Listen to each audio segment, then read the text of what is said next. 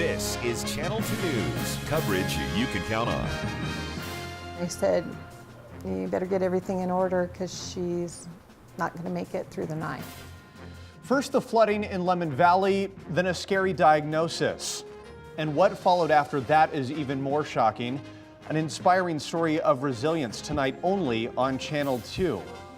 You never know how strong you are until being strong is the only choice you have. And the woman you're about to meet illustrates that saying perfectly. It's unreal how much Carol Zacche's life has changed just in the last year. But she's clearly a fighter, even after a 1-2 punch that would have taken most people down. And she tells me how she finds that strength only on 2. Oh, you just hit a plant. You got to move it over. There's calla lilies under the pile. There's a special place in Carol Zacche's heart. All that trauma that they went through. For innocent life ravaged by a rough season. Like the flowers flooded by unexpected trouble, Carol too can relate. Rising waters from last year's historic winter affected many families in Lemmon Valley. But as the saying goes, when it rains, it pours, at least lately for the Zacches.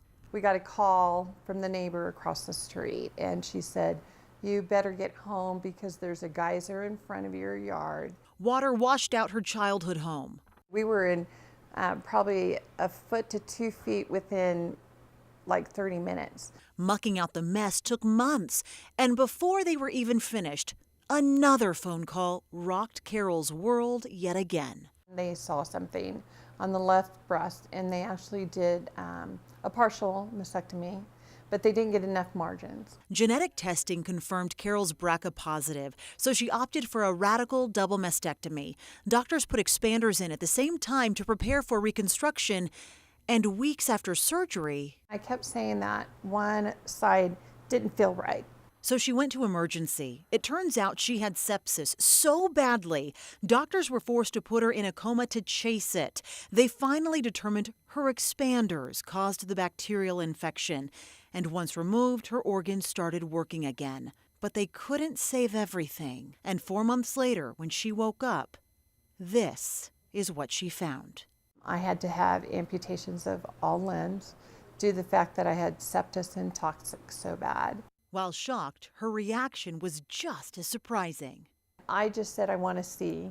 And so they uncovered me. And I looked and said, well, we got to deal with what we got to deal with, and we'll go forward. And she hasn't looked back as she relearns to live independently.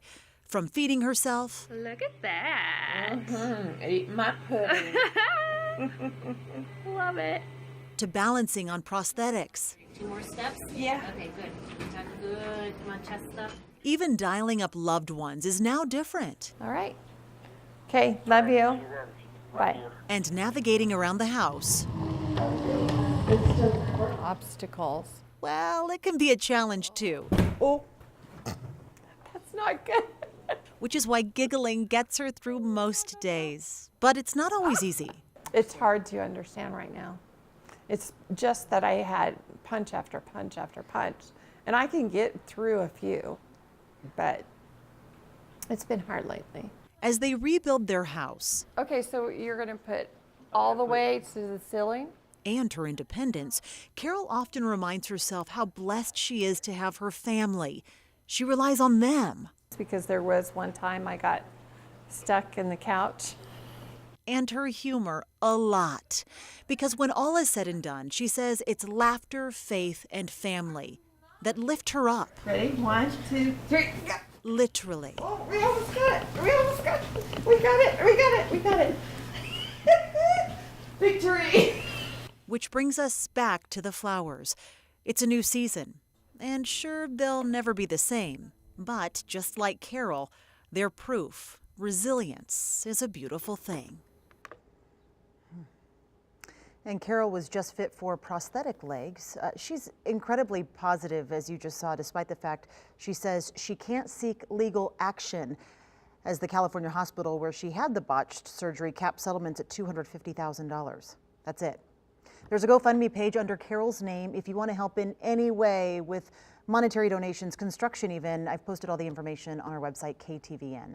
KTVN.com. Yeah, and I can imagine that the medical bills is one thing, but is there anything else that she could use right now? I mean, little things like voice automation on her computer, you know, to help live more independently, appliances at home that she has access to, even a van to help transport her in her wheelchair. But I'll tell you what, that family's pretty incredible. They stay by her side 24/7. She said, try brushing your teeth without hands. And she challenged me and my children actually to try getting dressed without hands and the use of your arms. We did it at home and it was shockingly difficult. Right. We couldn't do it. Right. So a whole new appreciation for the little things in life is what she brought me, and hopefully you too. Yeah, good story. Thank you, Kristen.